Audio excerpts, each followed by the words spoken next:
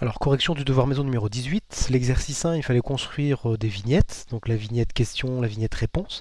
Donc, dans le thème puissance de 10, écriture scientifique. Alors, voilà, j'ai choisi en fait deux élèves, des exemples qui me plaisent bien. Donc, voici une première d'Hélène. Donc, c'est joli, c'est bien fait, tout ça. En fait, je suis très fan. Et donc, du coup, on passe d'une écriture scientifique à une écriture classique avec quatre propositions. Et donc, ici, voilà, avec des conseils et puis avec la bonne réponse. Alors le 6,0, on peut très bien écrire 6, mais sinon en fait c'est très bien. Et puis ça c'est Roman, donc il a fait aussi un effort de présentation, donc du coup on est bien sur l'utilisation en fait de la formule avec 10 puissance A multiplié par 10 puissance B c'est égal à 10 puissance A plus B.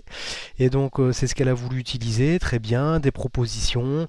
Donc à partir de là, bon j'ai mis quelques annotations parce qu'il y avait une phrase voilà, pas forcément très précise, mais sinon, en fait, voilà, l'idée est intéressante et les vignettes, en fait, sont très bien. Pour l'exercice 2, donc il fallait résoudre une équation.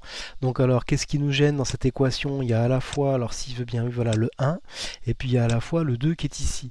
Donc pour les éliminer, on sait que d'abord on va s'intéresser au 1 en faisant moins 1 à gauche, moins 1 à droite. Donc ce qui fait que le plus 1 moins 1 en fait devient 0, et ce qui fait que troisième ligne, on se retrouve avec 2x est égal à 6. Ensuite, c'est le 2 qui nous gêne. Donc comme c'est le 2 qui nous gêne, on va faire une division par 2 et à gauche et à droite du signe égal. Ça veut dire que la ligne du dessous, on se retrouve avec x tout seul est égal à 3. L'étape de vérification ici est indispensable. Donc on écrit que quand x est égal à 3, on regarde ce qui se passe au niveau de 2x plus 1. 2x plus 1 qui est là en fait devient 7 quand x vaut 3. Et donc du coup c'est bien ce qu'il y a dans l'équation de départ, c'est-à-dire que l'équation a bien une solution, c'est la valeur 3. Voilà, pour l'exercice 3, il fallait utiliser le théorème de Pythagore, quoique une élève a utilisé la réciproque du théorème de Pythagore en prenant comme dimension AM 40 mètres, et elle a démontré en fait que le triangle n'était pas rectangle, et donc il y avait une incohérence, et donc que Mélanie en fait ne racontait pas la vérité. C'était tout à fait possible, mais dans la tous les élèves ont quasiment fait l'utilisation en fait, du théorème de Pythagore, et c'est ce que j'avais imaginé aussi de mon côté. Alors, ce qui est important, c'est la rédaction. On est bien sur ici le triangle, savoir dans quel triangle on travaille, et qu'il est rectangle en P. Donc ça, on le voit bien sûr parce qu'on a un angle droit au niveau du P. Donc ça, c'est important de le dire. Il faut également préciser qu'on utilise le théorème de Pythagore. Donc dans cette correction, c'est bien le théorème de Pythagore qu'on utilise. Ces phrases-là, ou cette phrase-là, elle est indispensable avant de partir sur des longueurs à la puissance 2. Et donc du coup, elle a manqué parfois dans certaines copies. Ensuite, il faut repérer l'hypoténuse. Et donc l'hypoténuse, dans cette situation, on est bien là sur ce dessin, c'est le côté qui est en face de l'angle droit. Donc il faut commencer par AM carré égale. Une fois qu'on a repéré l'hypoténuse, donc en vert sur le dessin, AM carré égale. Et seulement après, on va faire côté de l'angle droit AP carré plus côté de l'angle droit PM carré. Une fois qu'on a établi cette égalité, alors celle-ci là, une fois que ça en fait c'est écrit, bon on va remplacer AP carré, je le remplace par 15 au carré, parce que du coup je sais que AP vaut 15. PM carré, je le remplace par 33 au carré, parce que je sais que PM vaut 33.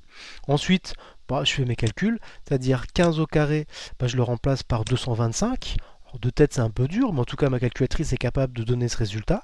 33 au carré, ici, je le remplace par 1089. Pareil, ma calculatrice est capable de me donner ce résultat.